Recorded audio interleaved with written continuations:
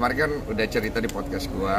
Dan kenapa gue memilih waktu itu karena satu, gue menunggu Ci Olive tuh mau cerita sendiri. Gue nggak mau cerita karena gue ngerasa nggak fair aja kalau gue yang cerita, sedangkan yang mengalami suka duka batinnya segala macam yang paling banyak kan Olive. Dan gue nggak mau sampai melangkahi hal itu, jadi gue tunggu sampai dia siap. Dan kebetulan di podcast kemarin itu waktu yang tepat buat dia pengen cerita. Salah satu alasan dia cerita itu adalah saya juga baru tahu banyak banget pejuang 2 garis biru di luar sana yang memiliki kesulitan untuk punya anak di zaman sekarang. Dan banyaknya stigma terhadap wanita di luar sana bahwa ketika sulit dapat keturunan selalu salah di wanitanya. Nah, kenapa diangkat cerita Olive? Karena ternyata saya tuh mau mensupport istri saya tanpa saya sadar bahwa ternyata banyak ya stigma kalau laki-laki tuh kayak diajak check up masalah mungkin cek kualitas gitu ya, spermanya segala macam tuh takut juga gitu. Sedangkan waktu itu aku juga ngalamin sih ketakutan itu, cuman karena saya pengen support istri, jadi ketakutan itu saya nggak hiraukan, karena yang paling penting sih istri dulu. Dan saya bersyukur setelah 2 kali keguguran, 2 kali IVF gagal, sampai akhirnya yang sekarang ya lumayan lah Mas, sampai 25 minggu ini masih baik-baik aja, dan semoga baik-baik aja sampai lahiran lah. Amin, amin. Bang, perjuangannya seperti apa Bang? Bisa dibilang sudah kayak 3 kali Bang? Iya. Ya, perjuangannya sih seperti apa yang digambarin Olive di podcast itu. Dari pertama hamil, nunggu sampai berapa minggu, mau 3 bulan, ternyata pas kita check up lagi USG, yang tadinya pertama baik-baik aja, tiba-tiba jantungnya udah nggak ada. Akhirnya harus kuret. Dan kalau kuret itu kan luka rahimnya pasti, dan tunggu sembuh baru bisa program lagi. Setelah sudah sembuh program lagi, dapat lagi, ternyata belum sampai 3 bulan jantungnya bocor dan harus kuret lagi. Dan itu kan resikonya makin gede, karena kalau wanita banyak kuret, resiko untuk punya anaknya jadi menurun karena dinding rahim menipis. Tapi untungnya tidak terjadi sih sama Olive masalah itu. Akhirnya kita pikir ya udah kita cari cara terbaik ya dengan bayi tabung IVF itu. Kita pilih di Penang, dan saat itu kita berpikir bahwa di Penang akan menghasilkan optimisme yang tinggi. Ternyata tidak. IVF pertama embrionya tidak nempel. IVF kedua nempel akhirnya, tapi embrionya nggak tumbuh. Jadi rahimnya sampai kantong rahimnya sampai 3 bulan, tapi embrionya nggak tumbuh. Jadi harus lagi ya? Dikuret lagi apalah segala macam. Sampai akhirnya kita memutuskan untuk pulang aja ke Indo, terus kita IVF di Indo. Kita pikir ya mungkin di Indo gitu, ternyata tidak berhasil lagi.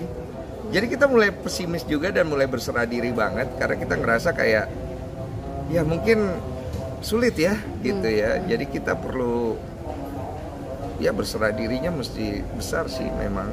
Sampai akhirnya kita ada di titik dimana saya, Olive, terutama Olive, ya udahlah terserah Tuhan aja, kita dikasih aja udah syukur lah. Gitu. Ada sempat putus asa nggak waktu itu? Putus asa yang putus asa ya? Putus asa sih enggak ya, cuman ngedown iya sih, karena gagal berkali-kali itu buat semua orang pasti berat banget gitu. Dan apalagi untungnya kita nggak expose itu, jadi sehingga membuat kita tuh tidak terlalu jadi sorotan gitu. Itu alasan kenapa kita nggak mau terlalu expose, karena bebannya kita sendiri udah besar, apalagi orang lain kan. Pasti saya yakin setiap orang pasti mendoakan yang terbaik, cuman kan tetap aja omongan-omongan yang miring negatif ada. Salah satunya pada saat yang gagal yang terakhir, waktu itu gue di Singapura, Olive sempat cerita pada saat kita terima hasil ternyata gagal, dan pada saat itu orang-orang lagi rame mengenai ada masalah-masalah tes DNA itu, gitu kan. Terus kemudian ada omongan orang yang pantas ya istrinya sampai sekarang belum punya anak segala macam, itu karma gitu-gitu ya, hal-hal seperti itu kan gitu. Tapi gue tidak bisa menyalahkan orang, namanya orang beropini kan. Opini baik dan buruk dia tanggung sendiri. Cuma buat kita pribadi beban itu nggak mau terlalu besar aja. Makanya sih kemarin agak deg-degan juga pada saat akhirnya Olive mau cerita, ya udah harus ada tujuannya nih. Kalau cuman hanya memberitakan doang, saya pikir lebih bagus jangan deh.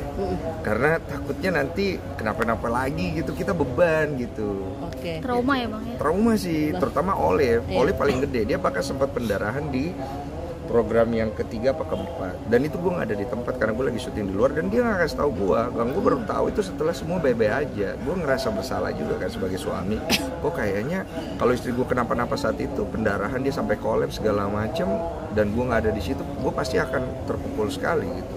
Oke, Bang, nyidam barang-barang branded udah apa aja Bang yang dibeliin atau seperti apa Bang?